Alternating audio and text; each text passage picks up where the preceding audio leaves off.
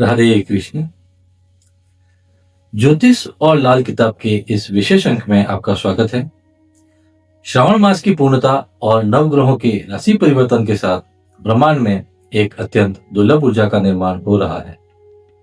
सावन के ठीक बाद सूर्य और देवगुरु बृहस्पति की बदलती चाल कुछ विशेष राशियों के लिए आकस्मिक धन और बंद रास्तों को खोलने का संकेत दे रही है। आने वाला समय इसीलिए भी विशेष है क्योंकि रक्षाबंधन, भद्रा, पूर्णिमा और चंद्र ग्रहण जैसी महत्वपूर्ण घटनाएं एक ही समय खंड में घटित होने वाली है।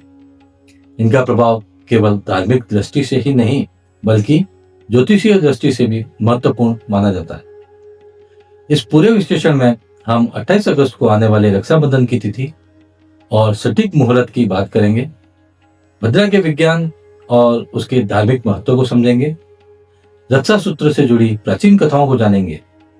28 अगस्त के चंद्र ग्रहण की ज्योतिषीय स्थिति को समझेंगे और फिर देखेंगे कि सूर्य, देवगुरु बृहस्पति तथा अन्य ग्रहों की बदलती स्थिति 12 राशियों के व्यक्तियों के जीवन में धन, नौकरी, व्यापार, संपत्ति, परिवार और भाग्य से जुड़े कौन कौन से संकेत दे रही है। इसके साथ ही लाल किताब के कुछ विशेष उपाय भी बताए जाएंगे जिन्हें इस समय किया जा सकता है। यह पूरा ग्रह प्रभाव रक्षाबंधन से प्रारंभ होकर 4 सितंबर को आने वाली श्री कृष्ण जन्माष्टमी तक अपनी चरम अवस्था में रहेगा। तो प्रारंभ करते हैं और सबसे पहले उस संशय का निवारण करते हैं जो पंचांग को लेकर उत्पन्न हुआ है। यही कि रक्षाबंधन 27 अगस्त को मनाया जाए या 28 अगस्त को। इसमें शास्त्रों का स्पष्ट निर्देश है, भद्रायाम द्वे न कर्तव्ये श्रावणी फाल्गुनी तथा, अर्थात भद्रा काल में रक्षाबंधन और होलिका दहन नहीं करना चाहिए। भद्रा को शुभ मांगलिक कार्यों के लिए अशुभ माना गया है।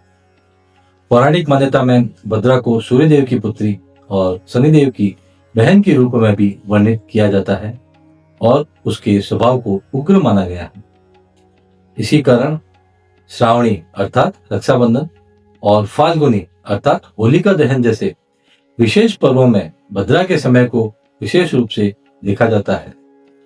इस वर्ष श्रावण पूर्णिमा तिथि 27 अगस्त को सुबह 9:08 पर प्रारंभ हो रही है, परंतु पूर्णिमा के आरंभ होते ही भद्रा काल भी लग जाएगा जो रात 9:32 तक रहेगा। भद्रा काल में राखी बांधना शास्त्रों में सर्वथा वर्जित माना गया है। रात 9:32 के बाद भद्रा समाप्त हो जाएगी, लेकिन रात का समय तंत्र और रात्रि कर्मों का होने के कारण सामान्य शुभ मांगलिक कार्यों के लिए उस समय को प्राथमिकता नहीं दी जाती। इसीलिए अगले दिन उदया तिथि का विचार महत्वपूर्ण हो जाता है। पूर्णिमा तिथि 28 अगस्त को सुबह 9:48 तक रहेगी और 28 अगस्त को सूर्योदय से पूर्व ही भद्रा समाप्त हो चुकी होगी। हिंदू पंचांग के उदया तिथि के नियम के अनुसार रक्षाबंधन का पावन पर्व 28 अगस्त शुक्रवार को ही मनाया जाएगा। इसीलिए 28 अगस्त को प्रातः 5:57 से लेकर सुबह 9:48 तक राखी बांधने का सर्वश्रेष्ठ और अमृत काल रहेगा। पूर्णिमा तिथि के समाप्त होने से पूर्व रक्षा सूत्र अर्थात राखी बांधना सर्वाधिक फलदायी माना जाएगा। अब रक्षाबंधन क्या है और क्यों मनाया जाता है? रक्षाबंधन केवल भाई की कलाई पर बांधा जाने वाला एक धागा नहीं है। इसके पीछे रक्षा, मंगल कामना, विश्वास और संकल्प की एक बहुत पुरानी परंपरा है। रक्षा सूत्र की परंपरा को समझने के लिए 2 प्रमुख पौराणिक कथाएं सामने आती हैं। पहली कथा देवासुर संग्राम से जुड़ी है। जब देवताओं और असुरों के बीच युद्ध हुआ और देवराज इंद्र संकट में पड़ गए, तब देवगुरु बृहस्पति ने इंद्र की रक्षा के लिए रक्षा विधान किया। श्रावण पूर्णिमा के दिन मंत्रों से अभिमंत्रित रक्षा सूत्र माता सची, जिन्हें इंद्राणी भी कहा जाता है, ने इंद्र की कलाई पर बांधा। यह कथा आज के भाई बहन वाले रक्षाबंधन के समान नहीं है। माता सची इंद्र की पत्नी थी, इसीलिए उन्होंने अपने पति की कलाई पर रक्षा सूत्र बांधा था। इसका मूल भाव था अपने प्रियजन की रक्षा और उसके मंगल की कामना। यही रक्षा विधान आगे चलकर व्यापक रक्षा सूत्र परंपरा से जुड़ा और कालांतर में भाई बहन के बीच रक्षाबंधन के रूप में विशेष रूप से प्रचलित हुआ। इस कथा का संदेश यह है कि रक्षा सूत्र का मूल भाव केवल रिश्ता नहीं बल्कि रक्षा का संकल्प है।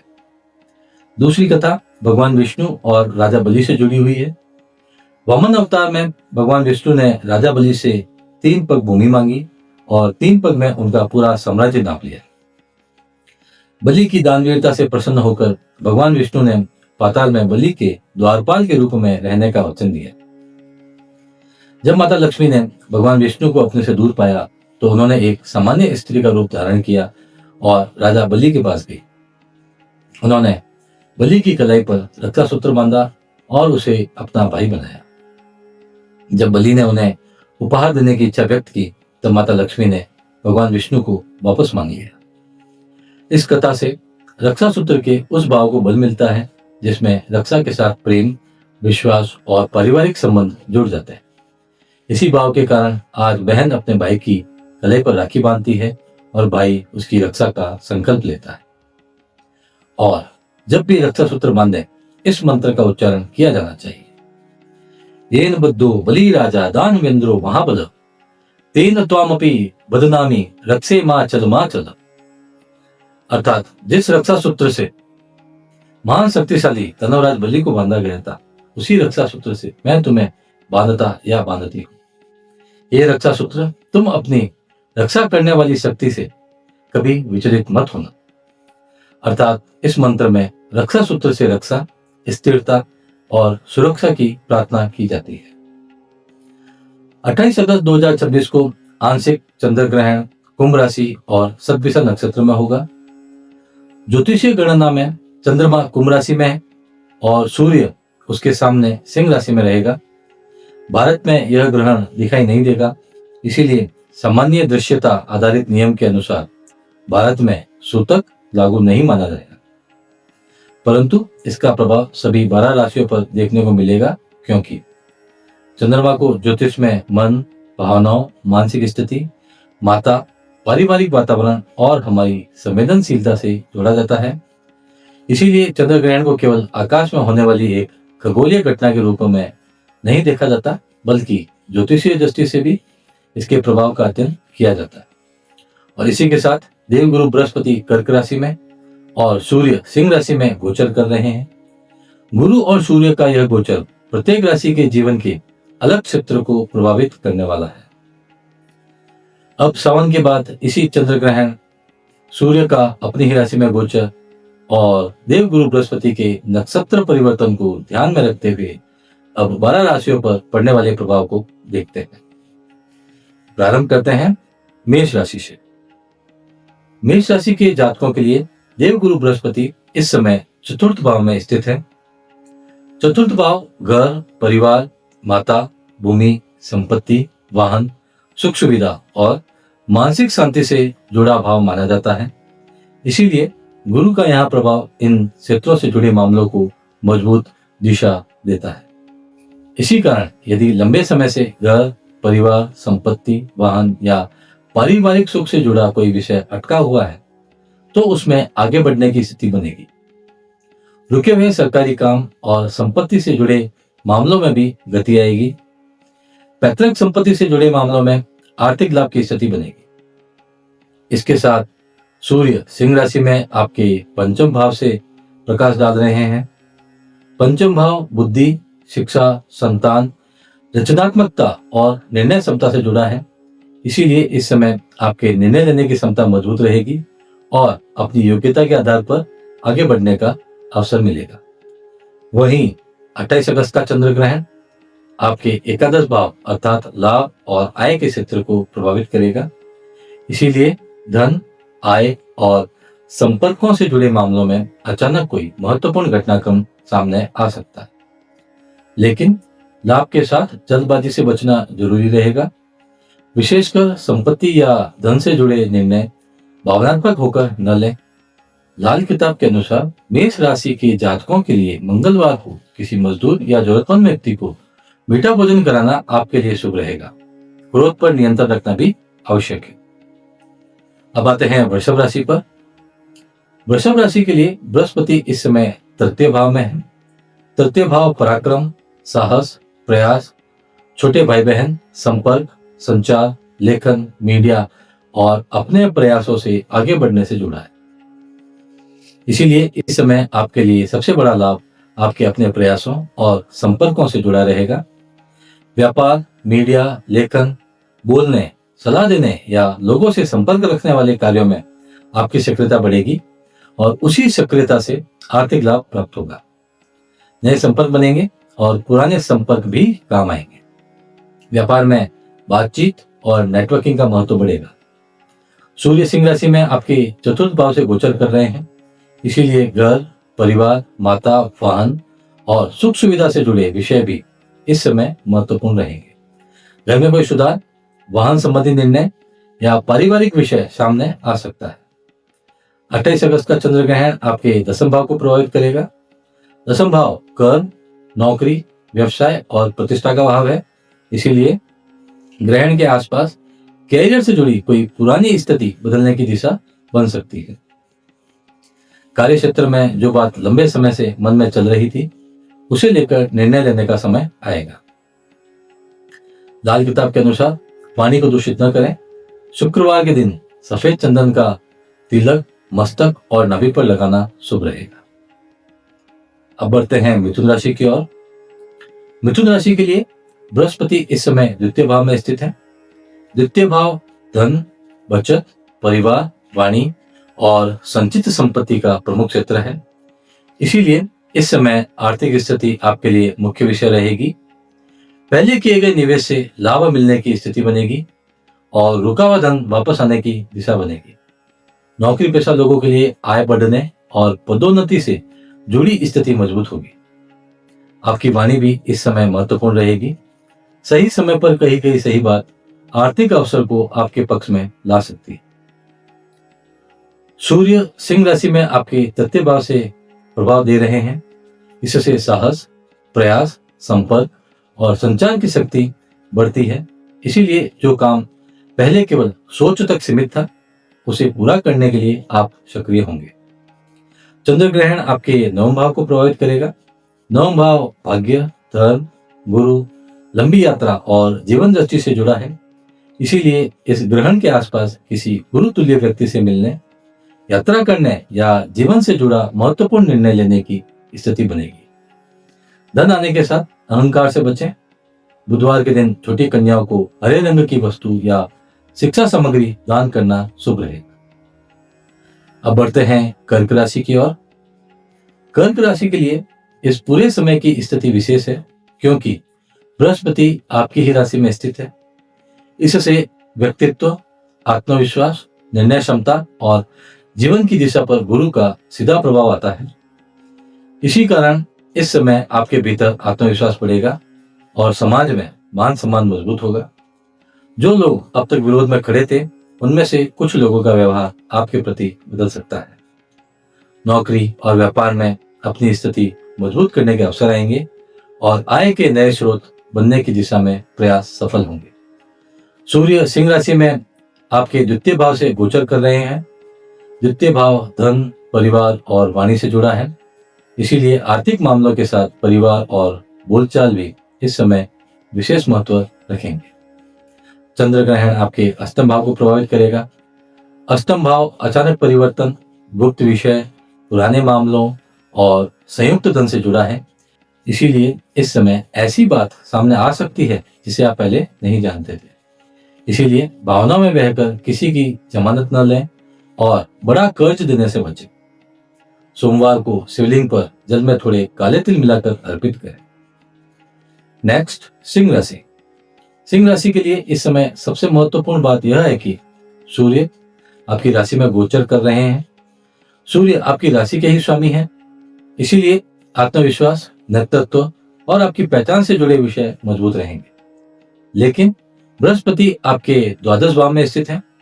द्वादश भाव विदेश, दूर स्थान, खर्च, अस्पताल, एकांत और विदेश से जुड़े कार्यों का क्षेत्र है, इसीलिए विदेश यात्रा, मल्टीनेशनल कंपनी, एमएनसी, घर से दूर काम या विदेशी संपर्कों से जुड़े लोगों के लिए आर्थिक अवसर बनेंगे।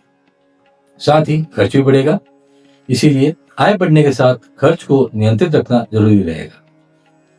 28 अगस्त का चंद्र ग्रहण आपकी राशि में सप्तम भाव अर्थात विवाह, साझेदारी, व्यापारिक पार्टनर और जनता से जुड़े संबंधों को प्रभावित करेगा। इसीलिए साझेदारी और व्यक्तिगत संबंधों में स्पष्टता रखना आवश्यक होगा। रविवार को तांबे के लोटे में जल और लाल पुष्प डालकर सूर्य को अर्घ्य दें, पिता का सम्मान करें और उनके साथ विवाद से बचें। अब बढ़ते हैं कन्या राशि की ओर। कन्या राशि के लिए बृहस्पति एकादश भाव में स्थित है। एकादश भाव लाभ, आय, बड़े संपर्क, इच्छा पूर्ति और नेटवर्क से जुड़ा होता है। इसीलिए व्यापार में बड़ा ऑर्डर मिलने की स्थिति बनेगी।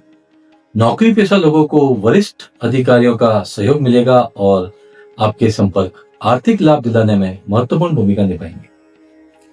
सूर्य सिंह राशि में आपके द्वादश भाव में गोचर कर रहे हैं। इससे खर्च, दूर स्थान और विदेश से जुड़े विषय सक्रिय होंगे। इसीलिए लाभ मिलने के साथ अनावश्यक खर्च रोकना जरूरी रहेगा। चंद्र ग्रहण आपके षष्ठम भाव को प्रभावित करेगा। षष्ठम भाव कर्ज, रोग, प्रतिस्पर्धा और शत्रुओं से जुड़ा है। इसीलिए पुराने कर्ज या विरोध से जुड़े मामलों को व्यवस्थित करने का समय रहेगा। अपनी योजनाओं को काम पूरा होने से पहले हर व्यक्ति के सामने न रखें और गाय को हरा चारा खिलाएं। अब बढ़ते हैं तुला राशि की ओर। तुला राशि के लिए बृहस्पति दसम भाव में स्थित है। दसम भाव कर्म, नौकरी, व्यापार, पद और प्रतिष्ठा का क्षेत्र है।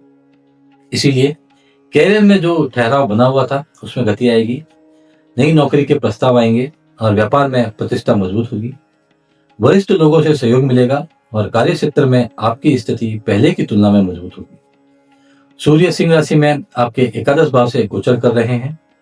एकादश भाव आय और लाभ का क्षेत्र है। इसीलिए आपकी मेहनत का आर्थिक परिणाम मिलने की स्थिति मजबूत होगी। चंद्र ग्रहण आपके पंचम भाव को प्रभावित करेगा। इससे शिक्षा, संतान, रचनात्मकता और निर्णय से जुड़े विषयों पर विशेष ध्यान देना होगा। कार्यस्थल पर सहकर्मियों से विवाद से बचें। शुक्रवार को किसी मंदिर में सफेद मिठाई का दान करें। अब बढ़ते हैं वृश्चिक राशि की ओर। वृश्चिक राशि के लिए बृहस्पति नवम भाव में स्थित है। नवम भाव भाग्य, धन, गुरु, लंबी यात्रा और जीवन में मिलने वाले मार्गदर्शन का भाव है। इसीलिए भाग्य का सहयोग मिलेगा। धर्म कर्म से जुड़े कार्यों में मन लगेगा और लंबी यात्रा भी लाभकारी रहेगी। किसी बड़े व्यक्ति, गुरु या अनुभवी व्यक्ति की सलाह आपके लिए आर्थिक अवसर का रास्ता खोल सकती है। सूर्य सिंह राशि में आपके दसम भाव में गोचर कर रहे हैं। दसम भाव कर्म और प्रतिष्ठा का क्षेत्र है। इसलिए कैरियर में आपकी पहचान मजबूत होगी और नेतृत्व की भूमिका बढ़ेगी। चंद्र ग्रहण आपके चतुर्थ भाव को प्रभावित करेगा। इसीलिए घर, परिवार, माता, वाहन और मानसिक शांति से जुड़े विषयों पर ध्यान देना आवश्यक रहेगा। मंदिर में जाएं तो खाली हाथ न जाएं। गुरुवार को हल्दी या चने की दाल का दान किसी योग्य ब्राह्मण को करें। अब बढ़ते हैं धनु राशि की ओर।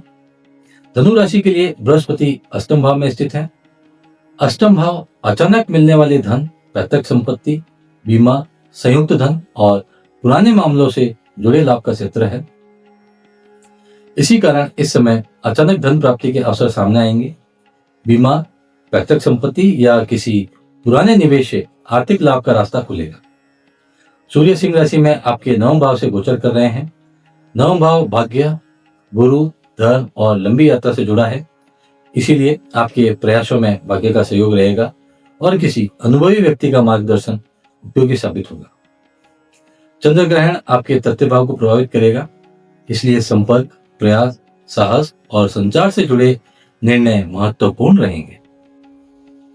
बिना सोचे समझे नई योजना में पैसा न लगाएं। माथे पर नित्य केसर का तिलक लगाएं और किसी से झूठा वादा न करें। अब बढ़ते हैं मकर राशि की ओर। मकर राशि के लिए बृहस्पति सप्तम भाव में स्थित है। सप्तम भाव विवाह, जीवन साथी, व्यापारिक साझेदारी और जनता से जुड़े कार्यों का क्षेत्र है। इसीलिए साझेदारी में नया व्यापार शुरू करने वालों के लिए समय अनुकूल रहेगा। दाम्पत्य जीवन में भी समझ और सहयोग बढ़ेगा। जनता से जुड़े काम करने वालों को विशेष लाभ मिलेगा। सूर्य सिंह राशि में आपके अष्टम भाव से गोचर कर रहे हैं। इसीलिए संयुक्त धन, निवेश और अचानक होने वाले आर्थिक परिवर्तन पर विशेष ध्यान देना होगा। चंद्र ग्रहण आपके द्वितीय भाव को प्रभावित करेगा। द्वितीय भाव धन, परिवार और वाणी का क्षेत्र है, इसीलिए आर्थिक निर्णयों के साथ परिवार और बोलचाल में संयम रखना जरूरी रहेगा। जीवन साथी का सम्मान करें। शनिवार को दृष्टिबाधित अर्थात अंधे व्यक्ति या दिव्यांग व्यक्ति की सहायता करें। अब बढ़ते हैं कुंभ राशि की ओर। कुंभ राशि के लिए बृहस्पति छठे भाव में स्थित है। छठा भाव कर्ज, प्रतिस्पर्धा, शत्रु, सेवा और विवादों से जुड़ा है, इसीलिए पुराने कर्जों को समाप्त करने की दिशा बनेगी। प्रतियोगिता और विरोधियों के सामने आपकी स्थिति मजबूत होगी। कोर्ट कचहरी या विवाद से जुड़े मामलों में भी अपने पक्ष को मजबूत करने के लिए अवसर मिलेंगे। लेकिन इस राशि के लिए सबसे महत्वपूर्ण घटना 28 अगस्त का चंद्र ग्रहण है, क्योंकि ग्रहण स्वयं कुंभ राशि में बन रहा है। चंद्रमा और राहु का यह प्रभाव आपकी राशि और मानसिक स्थिति को सीधे प्रभावित करता है। इस समय किसी भी निर्णय में जल्दबाजी न करें। पुरानी चिंता या भ्रम को पकड़कर बैठने की बजाय अपने जीवन की दिशा स्पष्ट रखें। सूर्य सिंह राशि में आपके सप्तम भाव से गोचर कर रहे हैं, इसीलिए साझेदारी और दाम्पत्य जीवन भी इस समय महत्वपूर्ण रहेंगे। नया कर्ज लेने से बचें। शनिवार को छाया दान करें। 1 कटोरी सरसों के तेल में अपना मुख देखकर उसे दान करें। बढ़ते हैं मीन राशि की ओर। मीन राशि के लिए बृहस्पति पंचम भाव में स्थित है। पंचम भाव शिक्षा, बुद्धि, संतान, रचनात्मकता और पूर्व पुण्य से जुड़ा है, इसीलिए विद्यार्थियों, बुद्धिजीवियों, कलाकारों और रचनात्मक कार्य करने वालों के लिए समय विशेष रूप से उपयोगी रहेगा। अपनी बुद्धि और ज्ञान के आधार पर आर्थिक लाभ मिलने की स्थिति बनेगी। संतान पक्ष से शुभ समाचार मिलेगा और शिक्षा से जुड़े लोगों के लिए सफलता के अवसर आएंगे। सूर्य सिंह राशि में आपके छठे भाव में गोचर कर रहे हैं, इससे प्रतिस्पर्धा में मेहनत बढ़ेगी और विरोधियों के सामने अपनी स्थिति मजबूत करने का अवसर मिलेगा। चंद्र ग्रहण आपके द्वादश भाव को प्रभावित करेगा, इसीलिए खर्च, दूर स्थान, विदेश और मानसिक विश्राम से जुड़े विषयों पर ध्यान देना होगा। अति आत्मविश्वास से बचें। गुरुवार को पीपल के वृक्ष में जल अर्पित करें और ओम नमो भगवते वासुदेवाय का मानसिक जाप करें। अब 12 राशियों के प्रभाव को समझने के बाद बात करते हैं उन 2 उपायों की जिन्हें इस अवधि में सभी राशियों के लोग कर सकते हैं। ग्रहों की यह बदलती चाल 4 सितंबर की जन्माष्टमी तक अत्यंत तीव्र रहेगी। इस दौरान धन आगमन में कोई बाधा न आए और नकारात्मक प्रभावों से बचाव बना रहे, इसके लिए लाल किताब के ये 2 उपाय किए जा सकते हैं। पहला उपाय है नजर दोष और बाधा मुक्ति का फिटकरी वाला उपाय। रक्षाबंधन के दिन राखी बंधवाने के पश्चात भाई के सिर से पैर तक एक फिटकड़ी का टुकड़ा 7 बार उबाल लें एंटी क्लॉकवाइज। उसके बाद उस टुकड़े को घर के बाहर किसी चौराहे या खाली स्थान पर फेंक दें। यह आपके मार्ग की सभी अदृश्य बाधाओं को नष्ट करने के लिए किया जाने वाला पारंपरिक उपाय माना जाता है। दूसरा उपाय धन संचय के लिए है। पूर्णिमा अर्थात 28 अगस्त के दिन एक छोटा चांदी का चौकोर टुकड़ा अर्थात वर्गाकार टुकड़ा, उसे गंगाजल से धोकर अपनी तिजोरी या पर्स में रख लें। लाल किताब की मान्यताओं के अनुसार चांदी चंद्रमा का और चौकोर आकार मंगल का प्रतीक माना जाता है। यह संयोजन आपके संचित धन में निरंतर वृद्धि और अनावश्यक खर्चों को रोकने के उद्देश्य से किया जाता है। इस प्रकार रक्षाबंधन, पूर्णिमा, चंद्र ग्रहण और बदलती हुई ग्रह स्थितियां इस पूरे समय को ज्योतिषीय दृष्टि से विशेष बना रही है, लेकिन ग्रह केवल परिस्थितियों के संकेत देते हैं। उन परिस्थितियों का सही उपयोग करना हमारे कर्म और हमारे निर्णयों पर निर्भर करता है। यह ग्रह या चाल आपके जीवन में बदलाव का एक सुनहरा अवसर है। प्रकृति रास्ते खोलती है, परंतु उस पर चलना व्यक्ति के कर्म पर निर्भर करता है। अपने कर्मों को शुद्ध रखें। रक्षाबंधन के बाद आने वाली 4 सितंबर की श्री कृष्ण जन्माष्टमी भी इस पूरे समय को एक विशेष आध्यात्मिक बढ़ाव देती है। तंत्र और ज्योतिष में जन्माष्टमी की रात को मोहरात्रि कहा जाता है। इस रात किए गए उपाय अमोघ माने जाते हैं। हमारे आगामी वीडियो में हम जन्माष्टमी के उन रहस्यमयी और अचूक उपायों पर विस्तृत चर्चा करेंगे, जिनका संबंध धन, सुख, बाधा मुक्ति और जीवन में सकारात्मक परिवर्तन से है। उस महत्वपूर्ण जानकारी से वंचित न रहें, इसके लिए चैनल से जुड़े रहें।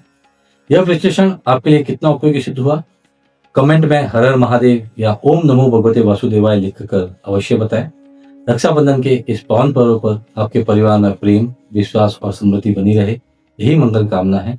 राधे कृष्ण।